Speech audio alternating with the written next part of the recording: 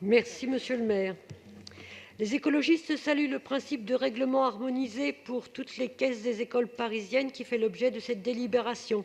C'est un pas important vers davantage d'égalité entre tous les élèves bénéficiaires du service de restauration scolaire. Notre amendement vise simplement à modifier 2 points sur lesquels nous sommes mobilisés depuis longtemps. Tout d'abord, nous souhaitons modifier la formulation de la partie menu de façon à ce que la provenance des produits et leur mode de production figurent sur les menus publiés. Cela permettrait une meilleure information des élèves et de leurs parents sur la qualité des repas proposés et valoriserait les caisses des écoles vertueuses en la matière. Deuxième modification, nous souhaitons que l'accès des parents d'élèves aux cantines soit facilité. La formulation actuelle exige des parents qu'ils obtiennent l'accord préalable à la fois des directeurs d'établissement et des caisses des écoles. C'est trop contraignant pour une démarche qui va dans le sens d'une meilleure participation des parents à la vie scolaire. Nous demandons donc qu'il n'ait à s'adresser qu'à la caisse des écoles. J'espère que ces amendements, qui ne changent pas le fond de la délibération, seront donc acceptés. Je vous remercie.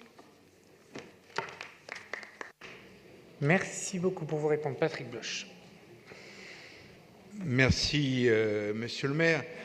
J'ai pris connaissance avec évidemment intérêt de votre amendement. Je vous remercie, Joël Morel, d'avoir rendu hommage au travail de co-construction qui a abouti à ce règlement harmonisé des caisses des écoles, règlement intérieur qui nécessitera évidemment pour chaque caisse, dans le respect de leur autonomie, qu'il soit adopté par les comités de gestion et les conseils d'administration des dites caisses des écoles pour rentrer en application. De ce fait, sur votre amendement, je l'ai examiné de près. Il a 2 dimensions.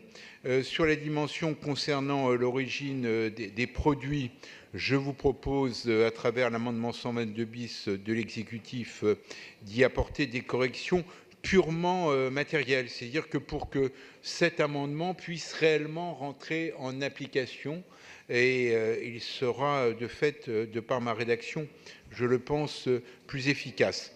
Sur la question des parents, je me suis inquiété du fait que des parents pourraient ne pas avoir accès aux repas auxquels participent leurs enfants. Et il s'avère que la réglementation en vigueur, qui demande d'abord l'autorisation des caisses des écoles, c'est le moins qu'on puisse faire, mais aussi des directrices et directeurs des écoles pour des raisons de sécurité des enfants, puisqu'il s'agit de la possibilité pour des adultes d'entrer dans un établissement scolaire. Et comme il n'y a pas de problème à ma connaissance, donc je propose d'en rester au règlement tel qu'il existe actuellement. C'est la raison pour laquelle je vous propose de retirer votre amendement 122 et de voter l'amendement 122 bis de l'exécutif qui reprend votre préoccupation. Merci. Est-ce que l'amendement 122 est retiré? On garde notre amendement parce que nous pensons que l'accès aux cantines véritablement par les parents d'élèves est vraiment essentiel et il faut simplifier la procédure au maximum.